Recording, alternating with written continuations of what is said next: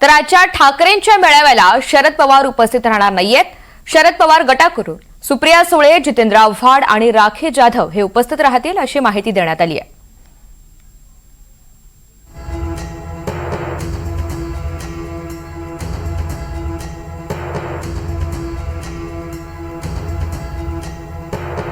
तर शरद पवार यांच्या राष्ट्रवादीकडून आज सुप्रिया सुळे, जितेंद्र आव्हाड आणि राखी जाधव हे उपस्थित राहतील।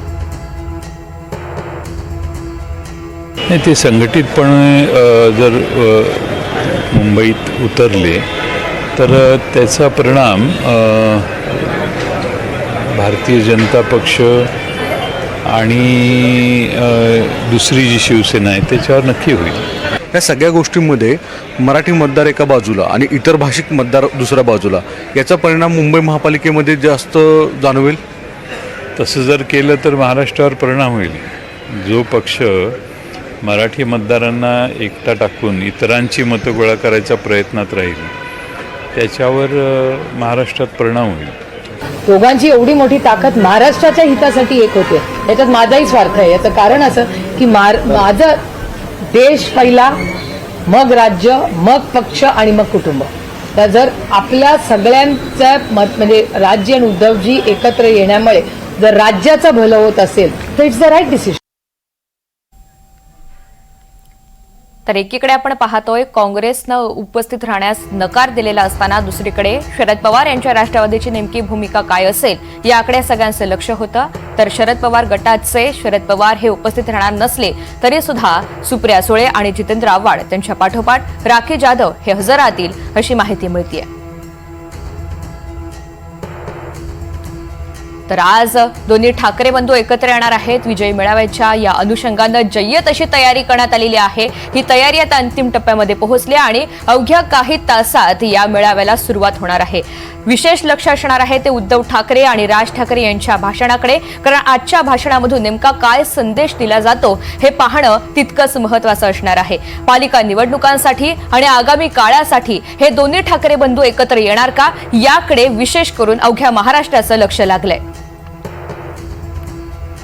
तर वरळीमधल्या डोममधून याचाच आढावा घेतलेला आहे आमचे प्रतिनिधी विशाल पाटील यांनी, आपण पाहूयात।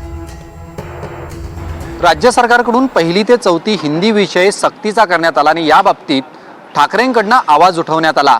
फक्त आवाज उठवण्यात नाही आला तर मोर्चा काढण्याची तयारी सुद्धा सुरू झाली होती। मात्र राज्य सरकारनं हा GR रद्द केल्यानंतर विजयी सोहळा साजरा करण्याचं ठरवलं आणि 5 जुलै रोजी हा विजयी सोहळा साजरा केला जाणार आहे वरळी डोम या ठिकाणी। आणि आता याच ठिकाणी सगळी तयारी जी आहे ही सुरू झालेली आहे। महाराष्ट्राच्या राजकारणात दोन्ही ठाकरे बंधू हे एकत्र व्यासपीठावरती असणार आहेत। मराठीच्या मुद्द्याला धरून दोन्ही बंधू व्यासपीठावर असणार आहेत। ह्या स्टेजची जर आपण या ठिकाणी आखणी पाहायला गेलं तर 52 बाय 33 फुटाचा हा स्टेज हा साकारण्यात आलेला आहे। कुठच्याही प्रकारचा झेंडा, पक्षाचं चिन्ह हे नसणार आहे आणि फक्त महाराष्ट्र राज्याच्या नकाशाची प्रतिकृती या ठिकाणी लावण्यात येणार आहे। हे आपण बघतोय की ही सगळी तयारी या ठिकाणी आता चालू झालेली आहे। मोठा महाराष्ट्र राज्याचा जो नकाशा आहे त्याची प्रतिकृती या ठिकाणी तयार करण्यात आलेली आहे। ती फक्त स्टेजवर असणार आहे आणि 52 बाय 33 फुटाचा हा सगळा स्टेज या ठिकाणी बनवण्यात आलेला आहे आणि सगळी ही तयारी